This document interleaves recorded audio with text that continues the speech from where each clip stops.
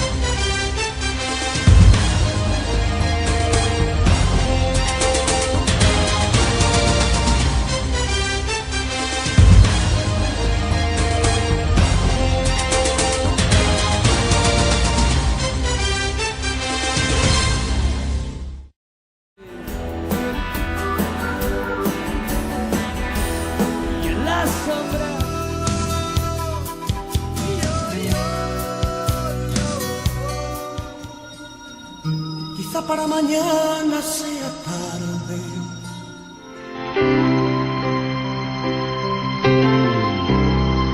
Ya lo all my dreams.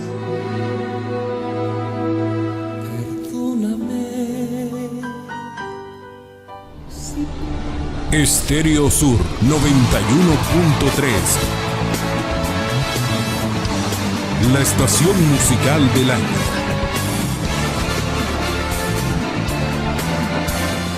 Buenos días, amigos y amigas televidentes del Sol de las Noticias. En el set principal tenemos ya la presencia muy importante de la periodista Edith Copland. Ella es candidata a diputada por el Partido Nacional, además relacionadora pública de UTH, actualmente corresponsal de un medio de comunicación muy importante de Los Ángeles. Nuestra invitada Edith Copland nos contará muchísimo más en esta entrevista que estará muy interesante. Bien. Buenos días, ¿qué tal? Buenos días. Buenos días, qué gusto estar aquí con ustedes, Alan, don Javier. Gracias por la invitación. Hoy la miramos así, una persona con tanta experiencia en la televisión. Hoy la miramos así como preocupada. No se preocupe, relajada, tranquila. No, mire, usted puede preguntarme lo que quiera. No, pero que la miramos así. Y nosotros pensábamos que iba a venir una Edith Copland ya acostumbrada a los medios de comunicación, más sí, relajada. Es que la veo más bien relajada. Me agarraron justo cuando iba a tomar la selfie, entonces para ahí fue cuando me agarraron. Bueno, es un gusto tenerla aquí. Gracias. Edith Copland es una reconocida periodista hondureña. Por cierto que usted se inició en lo que es la prensa deportiva, tuvo su experiencia en prensa deportiva. Sí, a los 18 años comencé esta bonita carrera del periodismo en Los Intocables del Fútbol con Henry Gómez en Canal 6. Después estuve en los 3 programas deportivos que manejaba Ponce Morazán en Radio Cadena Voces, estuve en Radio Centro con Rafael Mairena, con él mismo también estuve en Sábados de Fútbol en HRN, y ahí estuve en esa faceta deportiva muy bonita, en la cual pues agarré mucha experiencia. Dicen que ahí es donde uno realmente aprende a preguntar. Y bueno, fue una experiencia muy bonita. No, y yo creo que se aprende a improvisar. También. Yo tuve la oportunidad de estar muchos años, mis inicios también en prensa deportiva, y en el Portón Azul se aprende. Realmente se puede aprender porque hay veces que tal vez el espectáculo tarda horas en iniciar, pero desde tempranas horas levantarle el ánimo a la gente, empezar a contar cada una de las cosas que uno está apreciando, porque antes en la radio es un poco más complicado porque tiene que crearle imágenes uno al oyente, pero en la televisión como que se facilita un poco. ¿Cómo fue esos inicios? Porque llegar, que una damita, que una joven llegue a un estadio, pues se vuelve complicado, hay hombres y el machismo y me imagino que nunca le engañaron que entrara ahí a los camerinos. Fíjese que no, esa anécdota que usted cuenta de la primera mujer periodista que ejerció en deportes aquí en el país, no me pasó, pero sí recuerdo que dándole cobertura a las dos fuentes de los equipos más grandes aquí, hablo del Olimpia y del Motagua, me tocaba ir hasta Marateca a cubrir y hacer las entrevistas, hacer los reportajes. También me acuerdo que había una sección muy bonita en Los Intocables del Fútbol, que era con niños que tienen que ver con cáncer, por amor al sueño, por amor al fútbol, un sueño cumplido se llamaba, que trataba de llevar a un futbolista y que le hiciera o que le cumpliera un sueño a un niño, por ejemplo, que padecía de cáncer y que es Motagua, y el futbolista de Motagua llevaba una camiseta o un balón y se tomaban la fotografía con aquel infante. Entonces esa es una de las cosas más bonitas que me tocó vivir y que amaba hacerlo. La primera vez que usted llega ahí al estadio, ya la ven una damita, usted bonita, lo que me está guapa, diciendo, elegante, y que estar frente a un jugador, ¿qué pasó ahí con Edith Copland? Esa pregunta la relaciono con el comentario que hacía Alan hace unos minutos. No, mire, pues los futbolistas, muy caballeros y todos, se detenían siempre a dar las entrevistas. Eso era una ventaja que de repente teníamos sobre los compañeros, colegas hombres. Iba al frente del continente periodístico. Vamos adelante, Edith. Sí, algunas veces así me decían, vamos, te vamos a poner a vos para que les pidas las entrevistas, porque de repente a una mujer no le dicen que no, y así se lograban muchas entrevistas con una sonrisa, o pidiéndoseles amablemente que nos dieran una entrevista, no la daban. Bueno, los estadios se volvieron un serio problema, el ir a los estadios. Y para la prensa tampoco está exento la prensa de que pueda en algún momento haber violencia contra la prensa. ¿Le tocó vivir experiencias así desagradables? Fíjese que no, estos últimos acontecimientos de violencia que se manifiestan en los estadios y principalmente aquí en la capital, pues los hemos visto reflejados en los últimos años. Yo estuve en periodismo hace 12 años atrás. O sea que en aquel momento pues podríamos decir, sí habían enfrentamientos entre barras, pero no de la manera tan cruel como se ve ahora. Vemos esas escenas inhumanas, como se ha perdido el valor por la vida. Entonces en ese entonces no era tan cruel. Sí, ahora el tema de la incursión de las mujeres en el periodismo, como en términos generales, pero en el fútbol o en el deporte es realmente complicado. ¿Cómo el desarrollo del trabajo en el estadio, el desarrollo del trabajo en la cobertura, se sintió en alguna medida discriminada por compañeros, por directivos, por gente del fútbol, por gente del deporte? Claro, es muy difícil porque a usted, bueno, en el caso de la mujer lo ven como un objeto sexual o un objeto que simplemente lo ponen enfrente de una pantalla o atrás de un micrófono para estar leyendo los mensajes, para eso básicamente, pero ya cuando usted quería omitir su propio comentario, entonces le coartaban ese derecho, le bloqueaban o le decían algo o le desviaban el tema. Entonces al inicio pues había bastante machismo. Creo que es uno de los sectores donde más machismo ha habido, pero creo que eso ha venido cambiando, porque hoy veo a muchas féminas y me alegra realmente verlas ahí que incursionan en el deporte, porque es un rubro bien bonito del periodismo. Claro. Sí. Pero la costumbre y los que hemos tenido la oportunidad de estar ahí, yo no recuerdo, por ejemplo, yo entré ahí como la década de los 80, 90, y no había mujeres. Creo que solo había una redactora de diario, no sé si era de Diario Tiempo, de Diario El Heraldo, que se daba la oportunidad de ir al estadio, pero de ahí mujeres no, que entrevistaran en el Portón Azul, no se daban esas oportunidades. Y cuando usted dice, es algo interesante, ¿por qué el objeto sexual de la mujer? Creo que desde la publicidad venden cervezas y tienen que estar muchachas semidesnudas en el estadio. Ahora presentan programas deportivos y más que ver la intelectualidad, la belleza física de la mujer, casi la muestran semidesnudas, porque para que logre atraer televidentes. Me parece que a mí que eso es también de mal gusto. Por supuesto, y yo creo que aquí el llamado es a cada una de las mujeres que quieren llegar a la televisión o de repente sueñan con trabajar en un medio de comunicación, de que no se presten a este tipo de cosas. Yo creo que nosotras las mujeres nos deben de valorar por nuestra capacidad, por nuestro conocimiento adquirido a través de los años, nuestra experiencia, para poder desarrollarnos en un trabajo, no precisamente porque tiene piernas bonitas o tiene busto grande o trasero grande. Creo que esas cosas ya deben de quedar en el pasado y nosotras como mujeres somos quienes debemos de darnos ese puesto, ese lugar. Y la experiencia vivida por Edith Copland, ¿cómo fue en ese sentido? Porque yo comentaba antes de que empezáramos la entrevista, yo soy Motagua, entonces yo voy a todos los partidos. Bueno, iba ya después de esto del domingo, es aterrador. Pero yo lo digo así, ¿verdad? Yo lo digo como aficionado, pues yo voy como aficionado. Pero en el instante era como un ritual de un tiempo, o sea, en ese tiempo, era un ritual ver entrar a Edith Copland a la cancha. Era un espectáculo. Y todo el mundo aplaudía y todo el mundo, bueno, de todo se le gritaba, me refiero como piropos, ¿verdad? Halagos a Edith Copland. ¿Cómo era esa experiencia? A la hora de pensar, me voy a vestir así, me voy a vestir de tal forma. ¿Cómo era la situación? Pues yo siempre he tratado de vestirme no provocativa, sino siempre de una forma modesta. No me gusta ser sencilla. Si usted me ve, yo no ando tantas cosas, nunca ando aquel montón de prendas que puedan llamar la atención. Siempre trato de vestirme modestamente para no llamar tanto la atención, pero sí era cierto, las miradas eran increíbles, claro, en aquel momento, ¿verdad? 12 años atrás.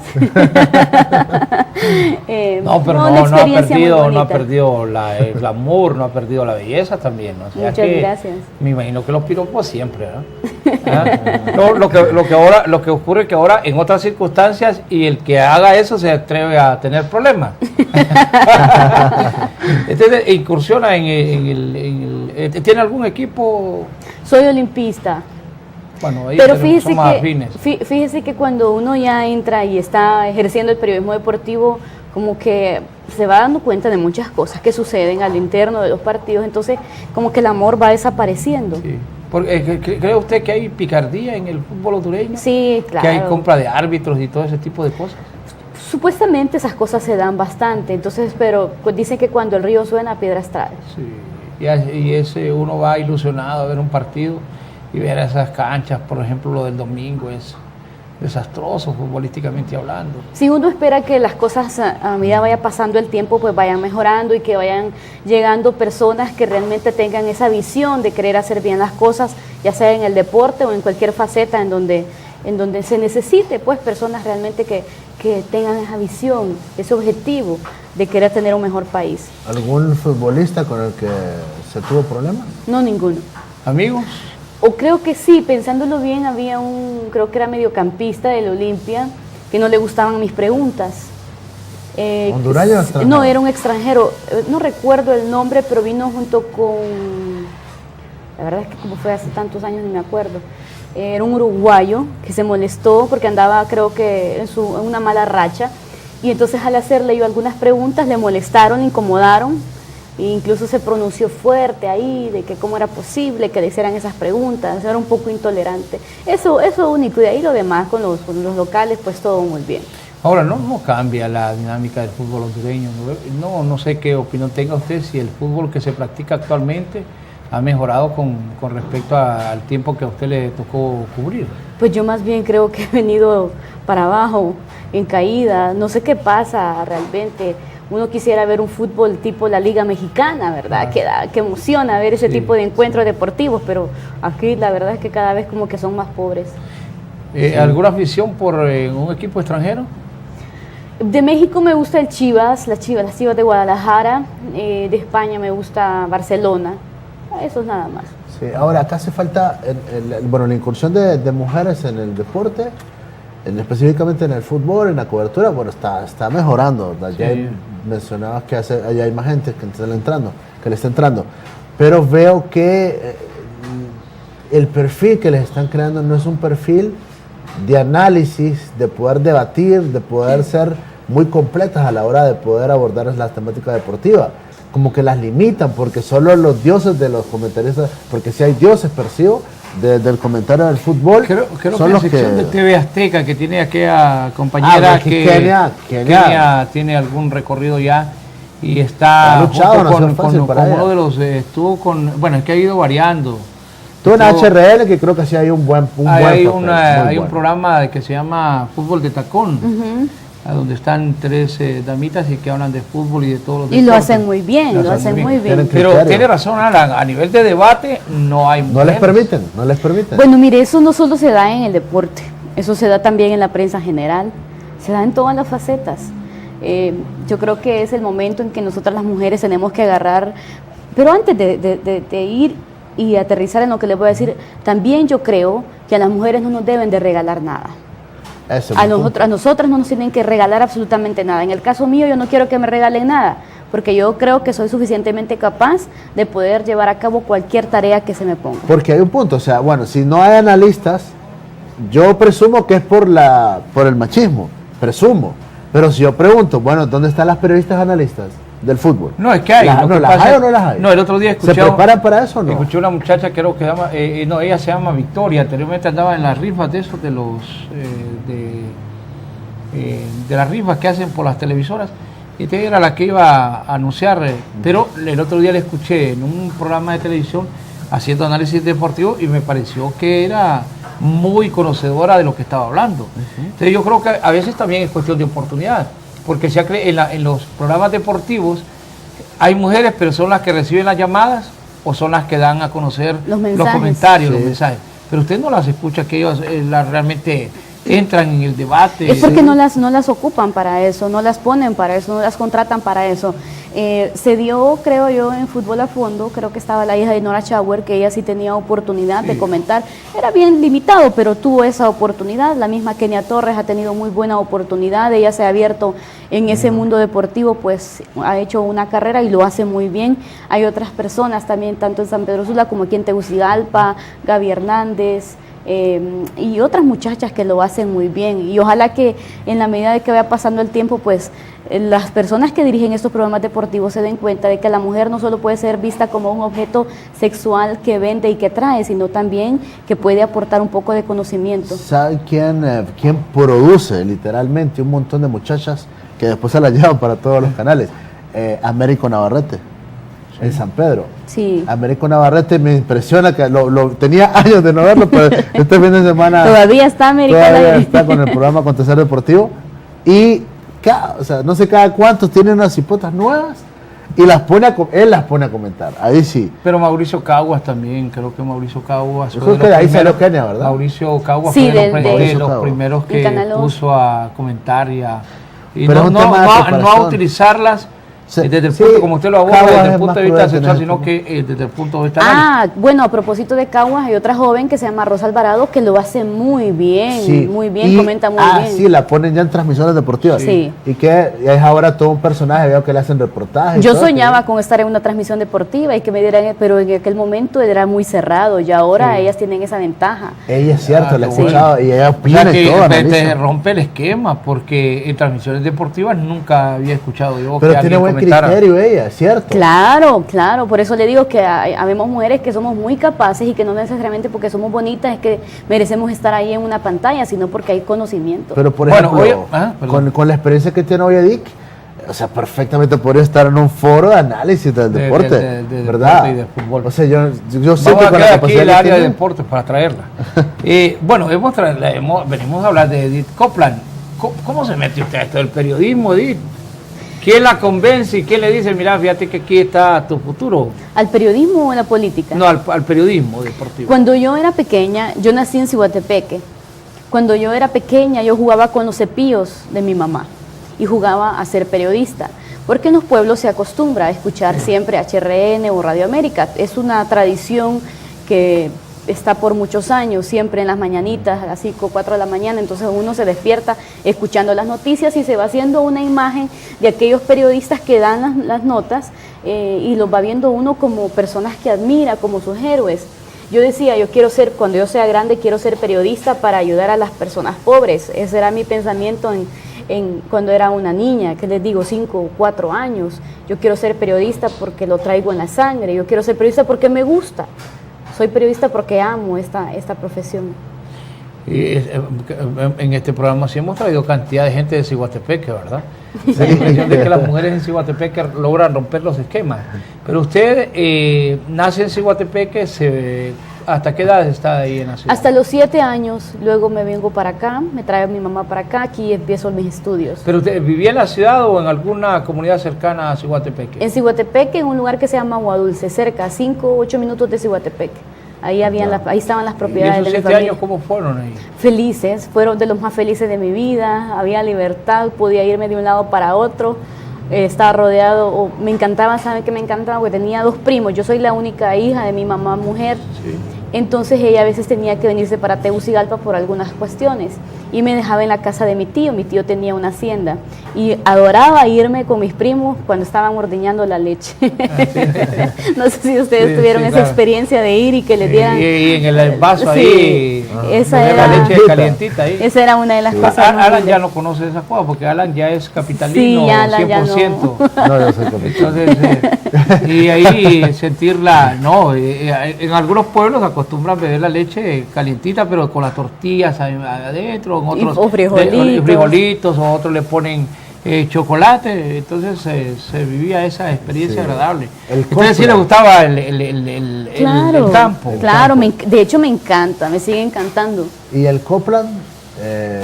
Es por parte de mi papá, tiene descendencia inglés, pero igual yo soy full hondureña, 100% hondureña. Mi abuela materna era de La Esperanza, de la Esperanza Intibucá, la mamá de mi mamá. Mi abuelo materno era de Guatemala, se llamaba Máximo Hurtado. Ya, ¿y cómo se conocieron tus papás? Pues en Ciguatepeque. Él llegó ahí. Es que él es de ahí. Ah, Él es sí, de que ahí. él es de Él origen, pero era hondureño. Sí, él es hondureño, mi abuelo es hondureño, mi bisabuelo es hondureño, es como mi tatarabuelo, creo yo que Sí. viene siendo extranjero.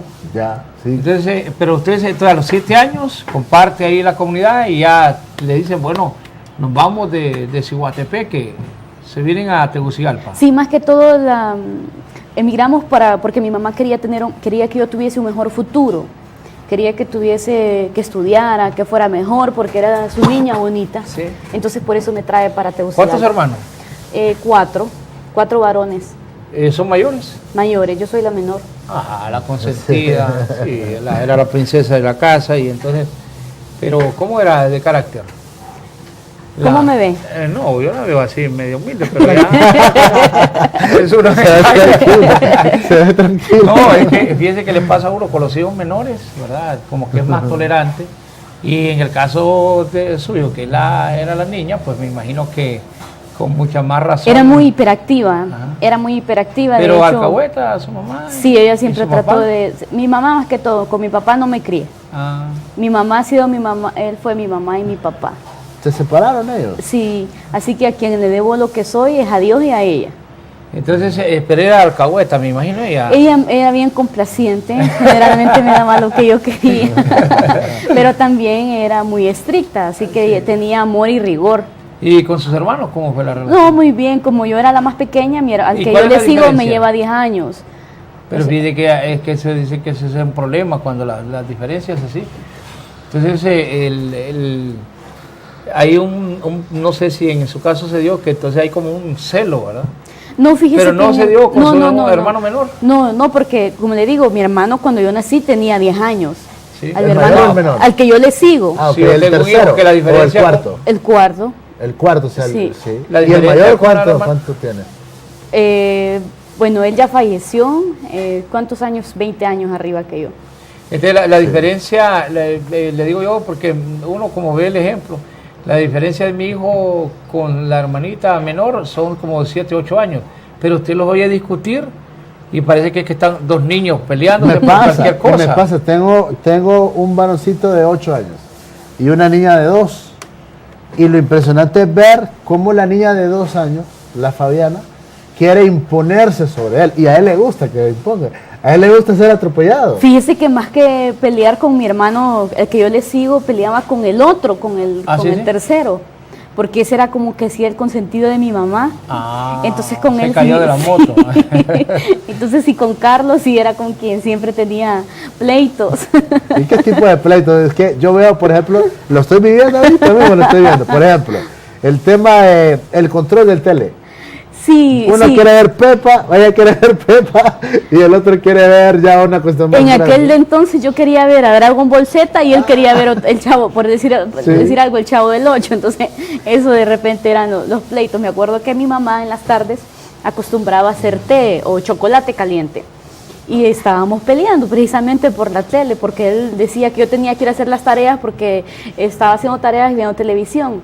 Y él estaba tomándose una taza de té de chocolate en la sala. Y desde la cocina yo agarré una lima. ¿Saben qué es una lima? Sí.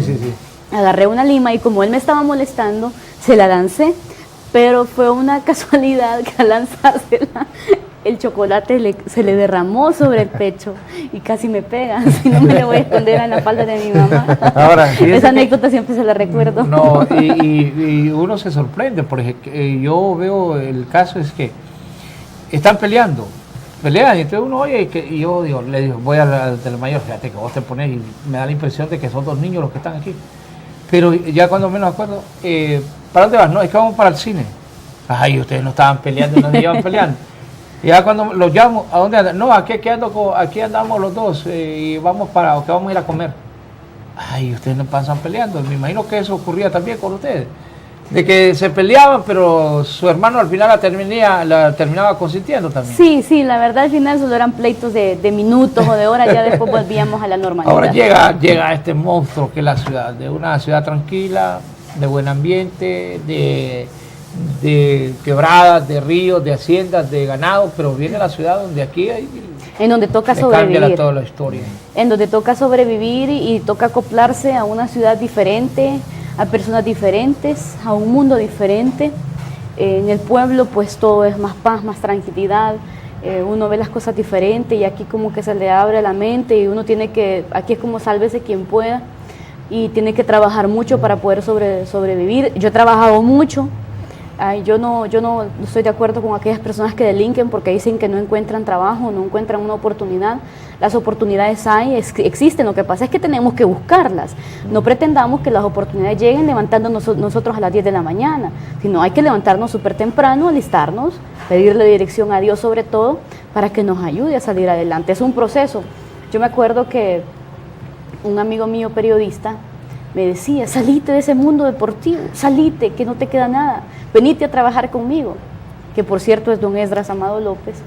Y yo me negaba a salirme porque a mí me encantaba realmente estar participando y trabajar en el área deportiva, me gustaba mucho, pero él me decía, y qué buen consejo, qué sabio consejo el que me daba en aquel momento, que me decía que ahí yo pues no tenía futuro. Luego entro a la prensa general, la oportunidad que me da don José Raúl Valladares, a quien también le agradezco la oportunidad que me dio en Canal 11, fue mi escuela por casi 6 años, ahí aprendí mucho, conocí mucho, hice muchos contactos y bueno, es una etapa muy bonita de mi vida.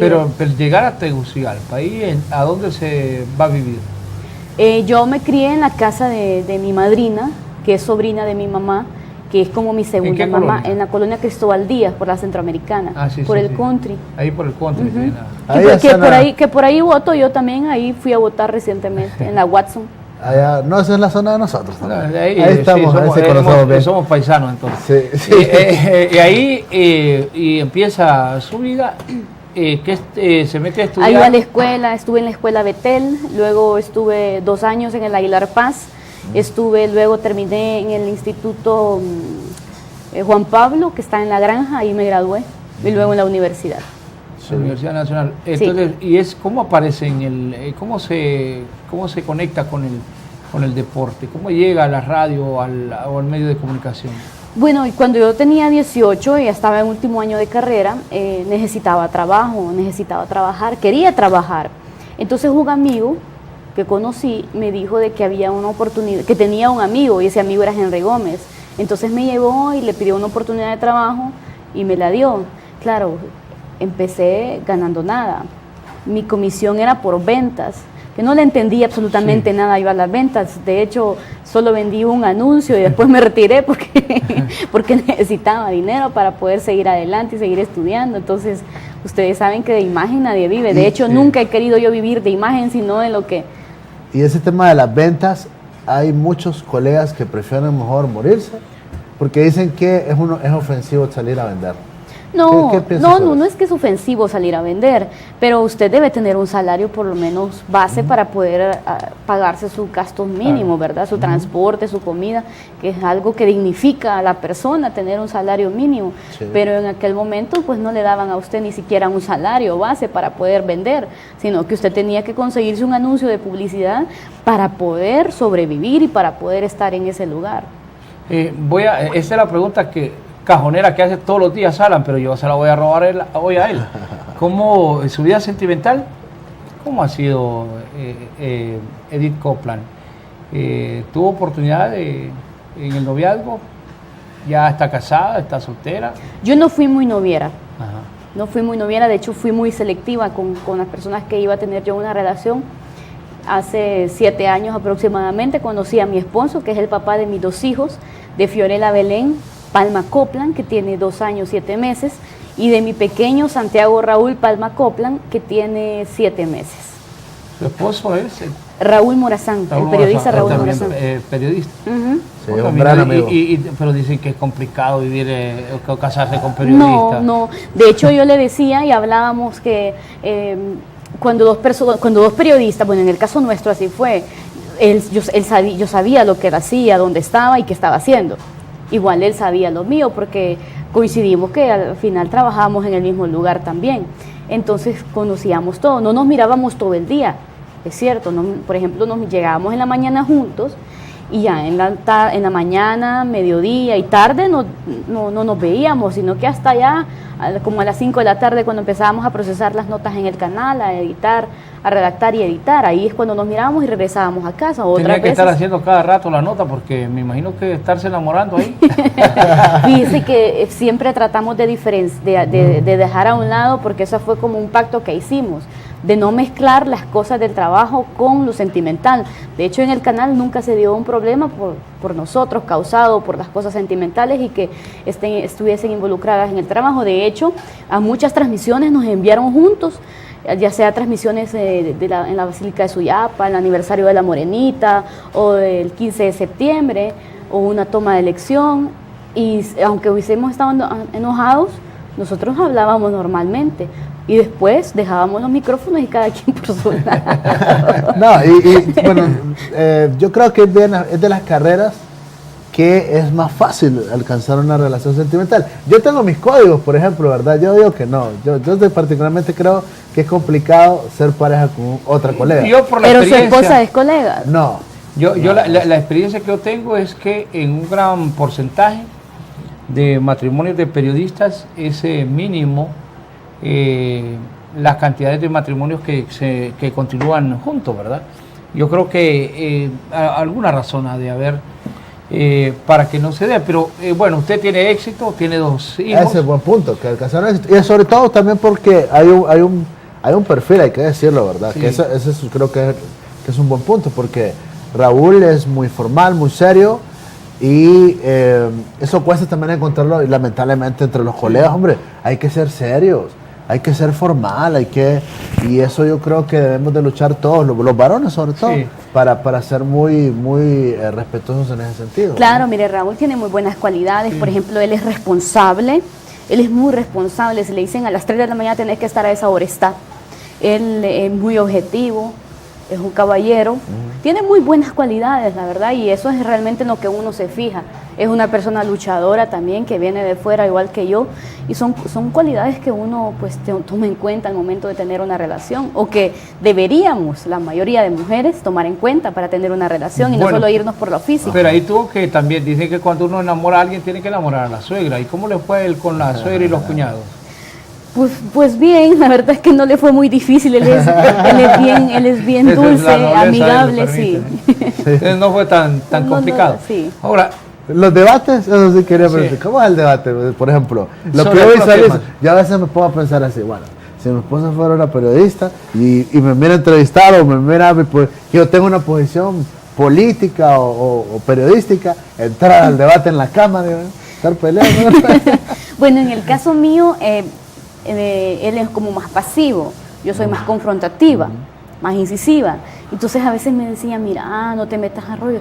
Le digo, Tito, en eso no se meta porque esa es mi forma de pensar. Le digo, yo le respeto el suyo y usted déjeme lo mío. Pero siempre nos íbamos entendiendo. No hay mucho debate entonces. No, sí, hacíamos análisis, claro, analizábamos algunas cosas, pero mira, vos qué pensás sobre esto.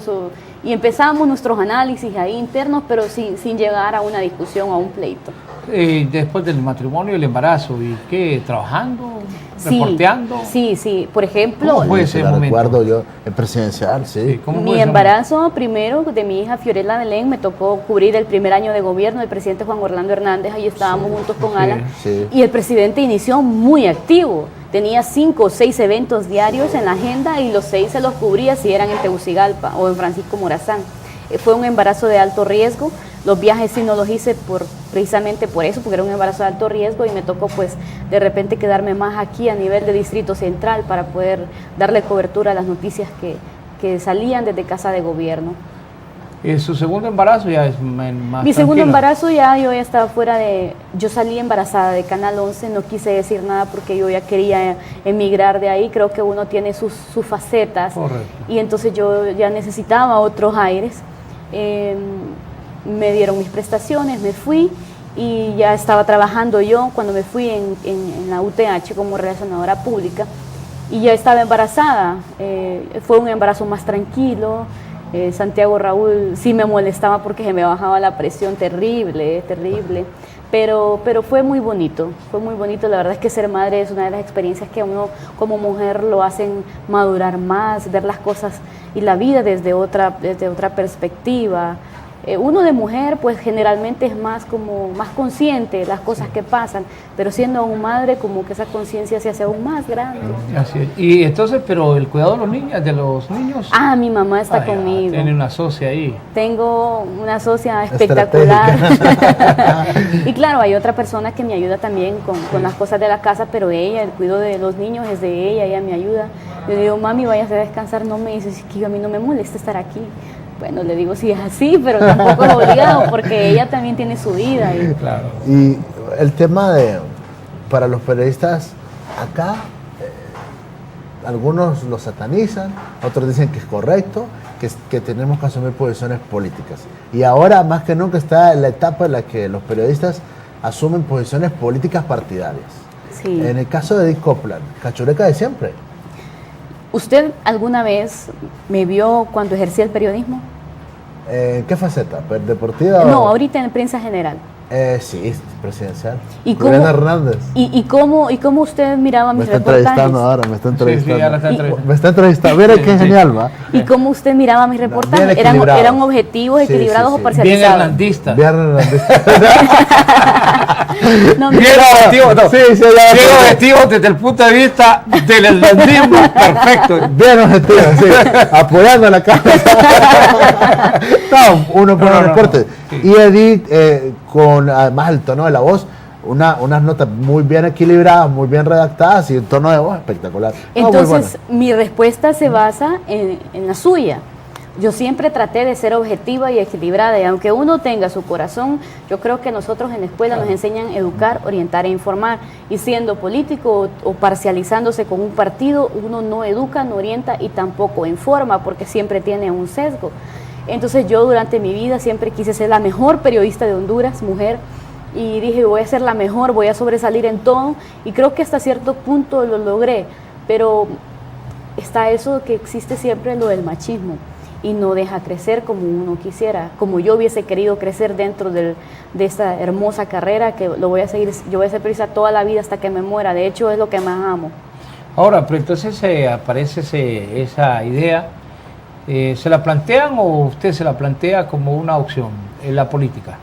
Fíjese que cuando yo era pequeña, yo decía, a mí me gustaría, cuando vivía en Ciguatepeque, me gustaría ser alcalde de Ciguatepeque para poder ayudar y pavimentar las calles, decía yo en mi niñez. Eso es lo que yo decía cuando tenía 5 o 6 años.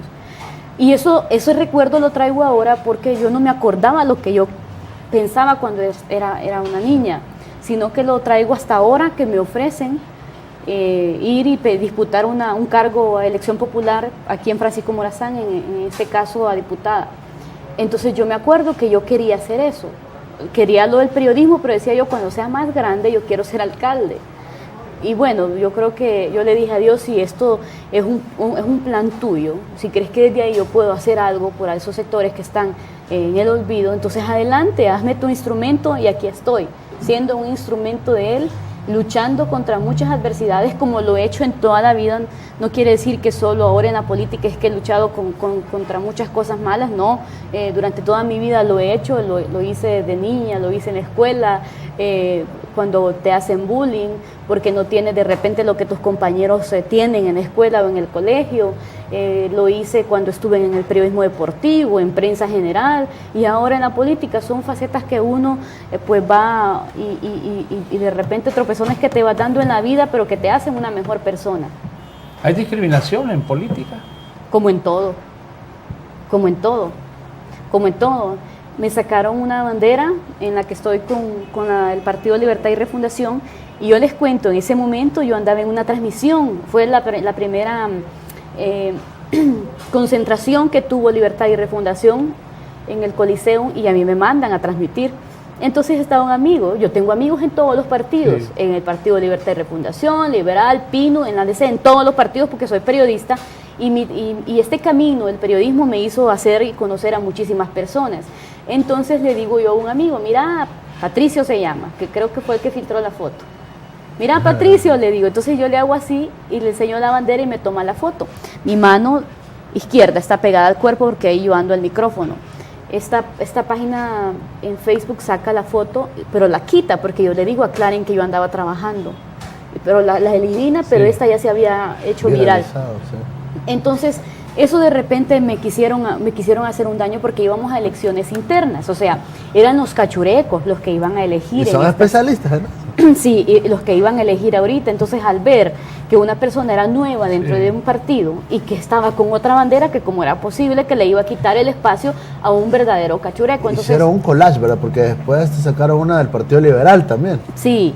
Y todos los partidos. Y que esa fotografía, por ejemplo, estoy con Mauricio Villeda después de terminar una entrevista en un foro en el SET en Canal 11. Estoy con un exdiputado que era también llanista, que es periodista, en San Pedro Sula, en una transmisión de Llani, a la cual el canal me envía esa transmisión y me tomó una fotografía. Estoy también, creo que con Carlos Flores, en el aeropuerto, es un expresidente de Honduras. No son los liberales, es un expresidente con quien yo me tomé una fotografía en el aeropuerto mientras le daba cobertura a esa fuente informativa. Entonces, eso de la bandera del Libre sí creo que fue un golpe bajo, sucio, malintencionado, pero que al final me ayudó y me tocó el ego, y entonces yo tripliqué mis esfuerzos y mi trabajo y dije, las personas malintencionadas que hicieron eso, no les voy a dar el gusto, no les voy a dar el lujo de verme derrotada, y voy a trabajar duro para poder salir adelante y lograr mi objetivo, que era clasificar a la hexagonal, le decía yo. Sí. ¿En qué posición quedó? En la 14. 14, sí, es una posición buena con respecto a una persona que viene por primera vez a participar en política. Claro, eso toca los sentimientos también de los que se creen dueños de los partidos, y que no hay que... Y hay dos cuestiones con las que me imagino le ha tocado a usted pelear, es por la juventud y por ser mujer. Sí, por ser mujer y por mi juventud. Creen que uno no tiene conocimiento y como que no es mérito eso para optar a un cargo de elección popular. Sí, fíjese qué cosas. En nuestra sociedad pasan dos situaciones. Si usted es mayor de 35 años, es que ya está viejo y arruinado, ya se para su casa, no consigue empleo. Y si usted es muy joven, entonces también no consigue. Entonces vivimos en una sociedad bastante contradictoria. Creo que es cuestión de cultura y de educación. En la medida que este pueblo se vaya educando e informando y adquiriendo nuevos conocimientos, creo que vamos a tener una mejor sociedad, más incluyente y no tan despectiva y machista como la que tenemos. ¿Y qué tal experiencia en el Partido Nacional? En Fórmula creo que con Denovan Galicia, sí, hijo. Con ¿Qué tal el trabajo con él? Denovan Kerlini Galicia Jr. es un hombre sencillo, humilde, luchador, trabajador, que me abrió las puertas de la base del Partido Nacional para poder yo ir y conquistarlos y decirle voten por nosotros en la casilla 51, que era la que íbamos en el proceso anterior. Denovan trabajamos muy duro, es un joven que viene trabajando desde hace muchísimos años. Con Denovan coincidimos en el deporte. Él era el reportero de su papá para la radio a la cual trabajaba y yo era la reportera del canal de televisión. Entonces nos conocimos en deportes, él tomó la política, el campo de la política, y yo tomé lo de la prensa general, nos separamos, pero el destino hoy nos une en una posición como en la que estamos, buscando una diputación por Francisco Morazán. Y es de buena familia, yo lo conozco a él, yo trabajé muchos años con Denovan, tengo años de conocerlo desde la infancia, conocí a su mamá, conocí a su papá, a sus hermanas, y él en lo particular, Denovan es un hombre noble, y esa nobleza creo que la trasladó también a sus hijos, ¿verdad? Sí. Todos sus hijos son gente noble, son gente correcta, y qué bueno que estén participando en política. Y en ahora, el caso ¿sí? de la inclusión, bueno, en esos partidos se dividen por grupos. O sea, estos son los ricardistas, estos son los hernandistas, estos son tal, y así se etiquetan a los que van participando. ¿El COPREN a qué grupo pertenece? Fíjese que en esta elección no fue así. A mí me contó alguien, no sé qué tan cierto sea, que 2 de los diputados actuales del Congreso Nacional llegaron con una planilla cada uno. Le dijeron al presidente, mire presidente, estas son las personas que nosotros le proponemos y usted elija cuál planilla quiere. Y él les dijo, no, si ustedes quieren que yo busque nuevamente la presidencia, vamos a abrir las puertas del partido y no vamos a poner los mismos. Y eso me dijeron a mí, repito, no sé qué tan cierto sea, no sé. Entonces supuestamente se dio eso y entonces eso no les agradó a ellos, que otras personas llegaran. Pero al final creo yo que entendieron de que tenían que abrir las puertas del partido para llegar al número y cantidad de votos que hoy el partido tiene. ¿Y quién abrió las puertas de Dicoplan? ¿Juan Orlando Hernández directamente? Sí, de la comisión de campaña me llaman y me dicen... ¿Roberto Ordóñez? Sí, y me dicen de que hay una oportunidad, entonces yo le pregunto, bueno, ¿y qué tan factible es? Le digo, porque competir con el poder y el dinero es difícil. No, pues usted considérelo, me dice. Entonces lo pensé y luego me llamaron otros líderes del partido, me llamó Ricardo y otros buenos amigos del Partido Nacional y trataron de convencerme. Al final hablé con mi familia, con mi esposo y vimos que era una oportunidad que llegaba, una oportunidad quizá para poder ayudar, porque desde acá donde ustedes están y donde yo estuve, podemos hacer y decir muchas cosas, pero solo con la boca, ya en cuestión de hecho, porque ¿qué puede hacer un periodista? Simplemente opinar, denunciar.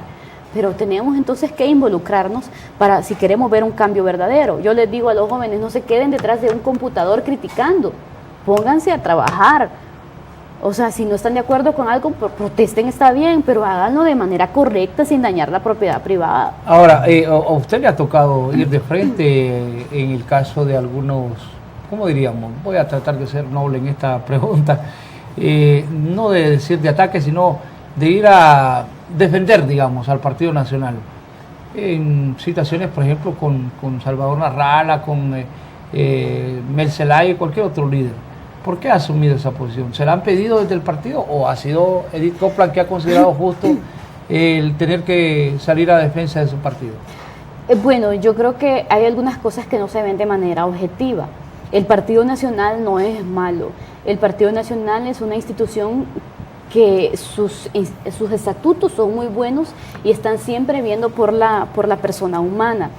Pero hay algunas personas, como en todos los partidos, sí, que entonces vienen y denigran estos institutos políticos. Yo creo que es el momento que ellos deben de hacerse a un lado y darle paso a una nueva generación de personas jóvenes que queremos lo mejor para Honduras. Entonces yo más que pedirme, yo lo he hecho porque me han invitado a diferentes foros y lo que yo considero correcto, yo lo defiendo. Hay cosas que no las puedo defender y yo no defiendo personas, sino que defiendo de repente algunas posturas que me parece a mí que son correctas y que de repente no se manejan de forma objetiva como debería de manejarse. Recuerde que yo soy periodista y yo sé cuál es la línea que tiene cada canal. Entre nosotros nos conocemos y como dice el presidente Hernández, entre gitanos no nos leemos la mano.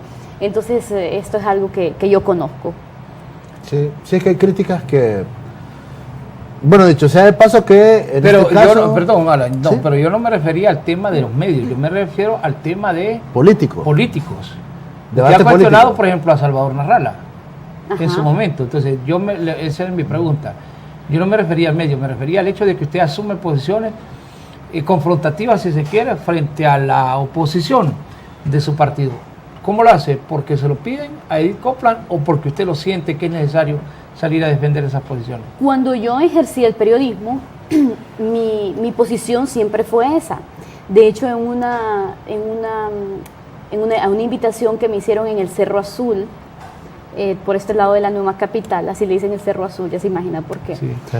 Marvin Ponce, que conoce a muchos líderes de ahí, entonces me invitó a una reunión. Y cuando él me presentó decía, aquí les presento a Edith Copland, una reconocida periodista que muchos funcionarios cuando la miraban incluso se le escondían o le tenían miedo por el tipo de preguntas que ella hacía cuando era periodista. Entonces yo le respondo, a mí me gusta ir de frente, a mí no me gusta que engañen y le mientan al pueblo. Yo creo que han salido falsos líderes que creen que por el hecho de ser populares merecen estar en una posición privilegiada, arrasando y denigrando incluso a la misma mujer. Pero me sorprende en medio de su respuesta, Marvin Ponce, activista de Juan Orlando Hernández. No, no es activista de Juan Orlando Hernández, sino que él tuvo, ¿cómo le digo? Esa cortesía de decirme, mira, yo conozco varios líderes, porque él cuando fue diputado ayudó a mucha gente de ese sector. Entonces él me hizo el acercamiento con estas personas para poder yo llegar. ¿Pero eran de UD? ¿Eran de UD o eran No, cachurecos? eran cachurecos y de todos los partidos. Eran los líderes comunitarios de ese sector. No, y tampoco yo no sé por qué es eso. No, pero le digo... Sí, Marvin Ponce es más cachureco Marvin Ponce, cachureco que muchos cachurecos. Pero no solamente es asesor del presidente, sino que... Activista. Ahora tenerlo a nivel de activista, eso es importante. Él es un buen amigo. Sí, no, claro. Como le digo, igual para nosotros. Sí, cuando uno ejerce el periodismo, uno hace amigos. Sí, en todos los partidos. Fíjese que un día antes de las elecciones, bueno, hubo una vez que hubo un evento en el comité, ahí en el obelisco, y al lado hay unas carnitas. Y iba llegando Eliseo Castro y yo iba saliendo, y nos encontramos. Y nos toman fotografía. Todavía yo andaba con el hermano de Denovan, con Manuel, y le digo, date vuelta, Leo, porque va saliendo el carro de fulana de tal, y fijo nos van a tomar fotografías. Y dicho y hecho, un día antes de las elecciones, aparece esa fotografía, yo saludando a Eliseo Castro, que es del Partido Liberal, en ese lugar, un día antes de las elecciones.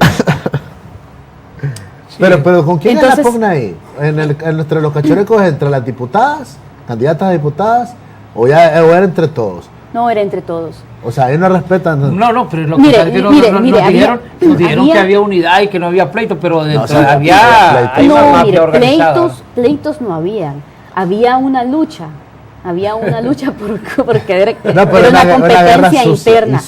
Era una competencia interna lo que había. Y aquí habían varias luchas. Mire, estaban los representantes de la base, porque por primera vez, y esto es un mérito que tiene el presidente Juan Orlando Hernández, le da la oportunidad a la gente de la base del partido. Sí. 17 personas de base del partido iban en esta planilla de diputados y van mezclados con personas que ya estaban en el Congreso y con otras que no estábamos en el Congreso. O sea que es una oportunidad muy bonita que el presidente les dio a la gente de la estructura. Entonces iba la gente de la estructura, íbamos los nuevos y estaban los actuales diputados. Eran 3 fuerzas que estaban ahí, disputándose un curul, un puesto. Sí, pero sí hubo guerra sucia. Se hubo guerra sucia desde que le suben fotos sí, así. Ya hay alguna perversidad, pero yo creo que sobrepasa todo eso el espíritu de trabajo que uno le ponga y la gente va entendiendo también quién es el que está hablando con sinceridad. Aquí habrá gente que puede inflar votos. Inevitablemente habrá gente que puede inflar votos. Pero ellos mismos se engañan. Alguien, por lo menos en el Partido Nacional, que a mí me parece que eso es correcto lo que ha dicho el presidente Juan Orlando Hernández. Tal vez no los va a castigar el Tribunal Supremo Electoral, ni la Fiscalía. Pero aquel que en el Partido Nacional utilizó fraude para lograr alcanzar posiciones cimeras dentro del partido, van a tener su repercusión dentro del partido. Dijo él que los iba a mandar al pozo dentro del Partido Nacional. Entonces no pueden estar tirando las campanas al viento porque ganaron esta elección interna. Escucha esta pregunta, ¿sí? ¿Cuántos millones gastaste? No gasté ni $1 millón. Ya. De hecho no tengo millones para invertir en política. Ya. Es que hay uno que gastó 6 millones. No, yo no. ¿Cuánto? 6 No, millones. Bueno, no. No, ¿ese cuánto es la acusación? No, dijo A un correligionario dijo de la Marvin escuela. Ponce que uno de sus correligionarios había gastado más de 10 millones en campaña. Y que de dónde sacaba ¿Y cuánto tanto gasté, dinero. Edith? Creo que no gasté ni 200,000 lempiras. Sí, no. Y yo creo que es bueno que la juventud participe. Lógicamente uno va... Es bueno eso, y porque yo no puede quisiera- ser multimillonaria la Sí, campaña. ahora, hombre. y yo no quisiera desilusionarlo porque un sueño es llegar al Congreso y uno tiene una visión ya cuando está dentro del Congreso. ¿Verdad? Y hay grupos de poder económico y político que son los que establecen cuál es la agenda a tratar dentro del Congreso. Entonces uno puede ir con muchas ilusiones. Dije, yo tengo compañeros que me quedé sorprendido que el otro día un compañero dijo que había presentado 20 proyectos de ley. Y ninguno le pegó. No, y no, nada. Y otro que presentó 2 y los ha publicitado como que si ya fuesen una realidad, y es mentira. O sea, fue a engañar a la gente. Entonces, una cosa es lo que uno vive dentro del Congreso y otra cosa ya es lo que se vio afuera, pero hay que ir a vivir la Usted ha experiencia. hecho una realidad y usted que lleva un recorrido más grande y tiene muchísima Sí. más experiencia que yo le hago la pregunta. Estando dentro del Congreso, ¿podemos seguir esa agenda que ya está y de la mano poder tener nuestros propios proyectos? Es que, mire, la ilusión... Tomando en cuenta de que yo voy a ir y le voy a pedir a Javier, mire, y tengo este proyecto, yo quiero introducir esta moción para que se construya un nuevo hospital en la capital y vaya donde Alan y le diga, miren, Alan, y A como quien, tiene jefe que, de no, bancada, a quien tiene que convencer usted es al presidente del Congreso para que lo meta en la agenda. entonces hay que convencer al presidente del Entonces, Congreso. exactamente, pero... Porque de eso ahora, se trata, de llegar no, al Congreso pero es que Nacional, también- de tener liderazgo y de poder legislar para que Bueno, lleguen las yo le mayorías. digo, puede ser que le firme, yo miro a compañeros todos los días ahí. Ese ya es un proyecto de ley, yo te lo firmo, hombre, yo te apoyo, no hay ningún problema. Presentarlo, lo leen y hasta desde el primer día y hasta el sol de hoy brilla por su O sea, es ausencia. que Y esa es una deuda este legislativa Congreso, que en este hay. Congreso en particular, es que este Congreso es diferente. Ha sido un poco más ¿Verdad? complicada. la Yo creo que el que viene ya va a volver va a ser normal. Que porque lo sabíamos- no van a controlar los Que cachuretos. sabíamos que este Congreso iba a ser así. Sí. Pero yo recuerdo que los analistas y todas las notas que yo hacía iban orientadas que iba a ser un Congreso atípico, un Congreso totalmente Una dividido. ensalada, Sí. Aunque con esto no quiero decir yo que es que el presidente del Congreso ha sido totalmente cerrado, ¿no? Hay algunos proyectos que él ha tratado en algún momento, pero lógicamente que se necesita tener el poder accesar al nivel superior dentro del Congreso. No, y tener peso, pues. Sí, O sea, tener es que ahí, eso es ¿no? lo que no han querido entender hasta hoy. O sea, en este Congreso es con peso político, con carácter, los que son hombres, carácter de hombre, y los que son mujeres, carácter de mujeres. Pero yo creo que ha dicho algo importante, hay que saber vender los proyectos. Pero ¿Verdad? no, yo le digo, hay proyectos, excelentes proyectos, Sí, de gente de pero no carácter. no lo saben vender. No, yo y lo creo, yo saben coincido vender. con ellos. Y son proyectos que son necesarios. Por ejemplo, está un proyecto que presentó, del que me recuerdo yo, sobre un proyecto de la Empresa Nacional de Energía Eléctrica para poder facilitarle a la gente que no solamente pudiera pagar sus cuentas, que le diera la oportunidad de pagar sus cuentas, sino ponerle un contador y que de ahí fuese abonando.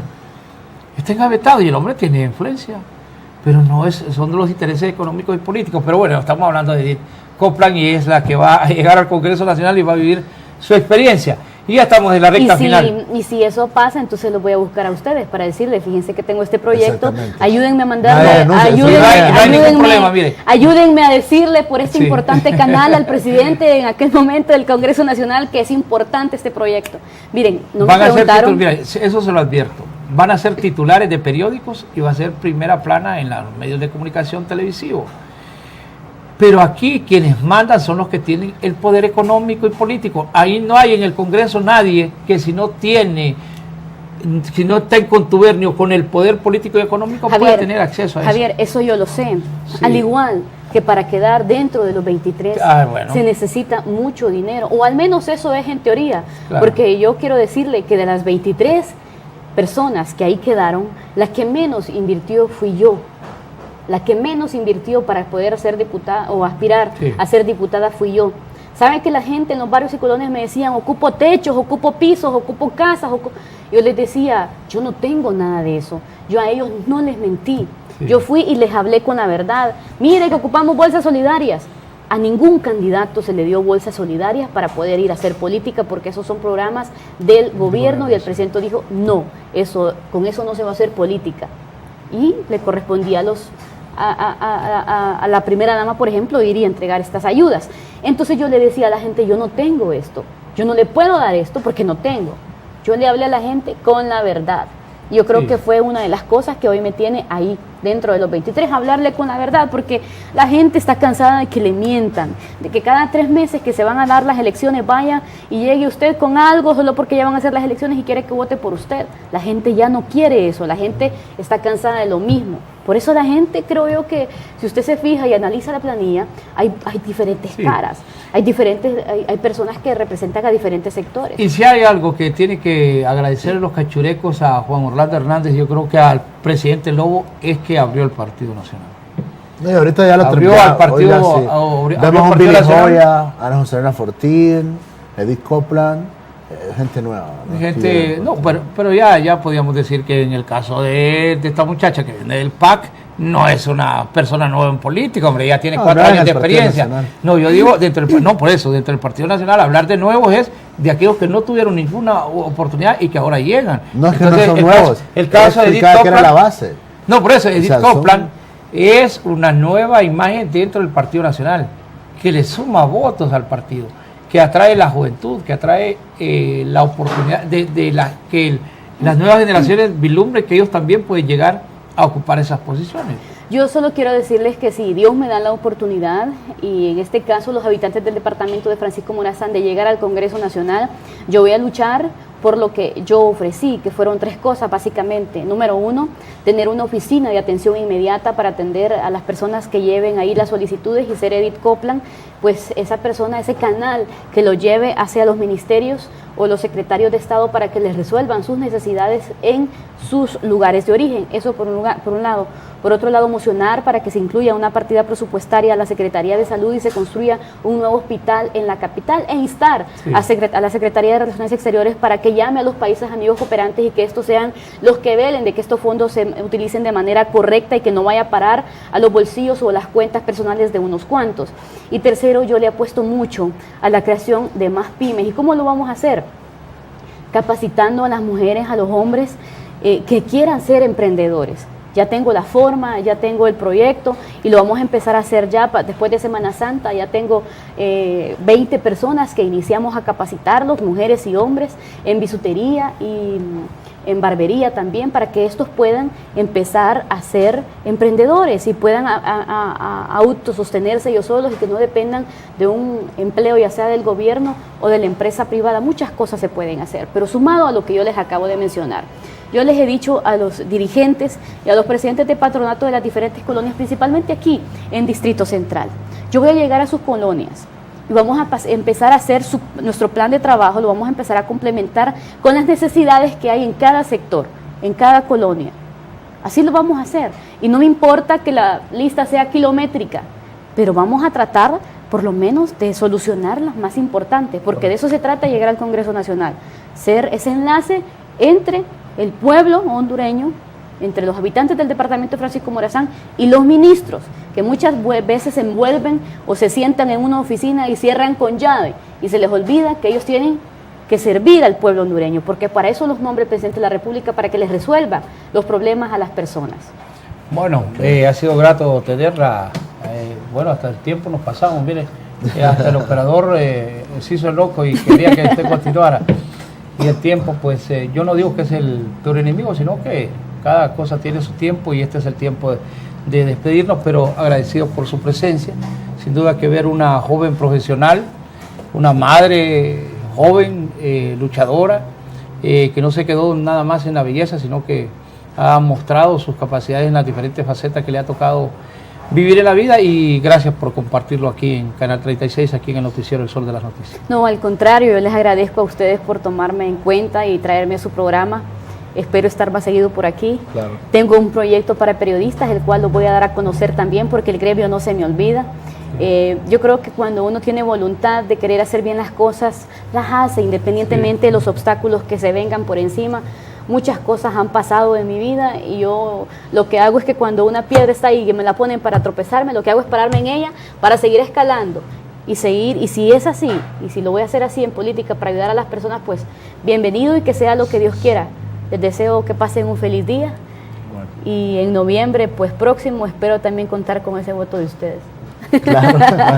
Muy bien, Edith Copland. Don Frank Gómez. Muy bien, toda una profesional de la comunicación, amena y sumamente agradable, ha sido nuestra entrevistada para hoy. Muchísimas gracias a la periodista Edith Copland por su presencia aquí en El Sol de las Noticias.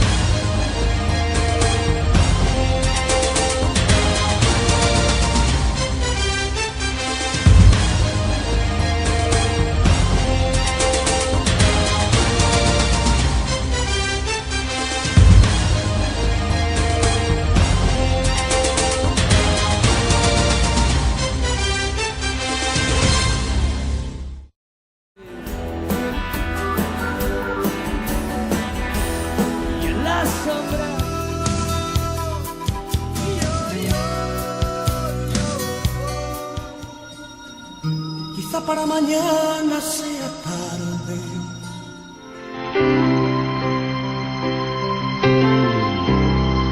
Ya lo All my dreams. perdóname.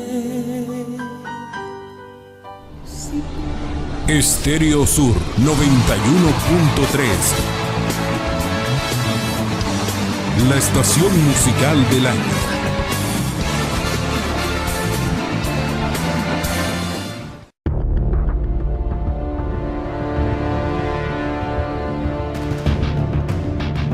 Inclaudicable. Un comunicado y condena el hecho de que la Procuraduría General de la República Tenaz. porque todos los presos vinculados al tema del seguro social van para el pozo. Incontenible. El abogado está a sus anchas.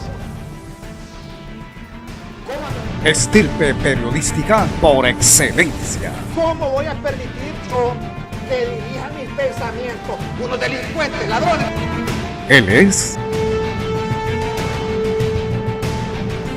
Extras Amado López.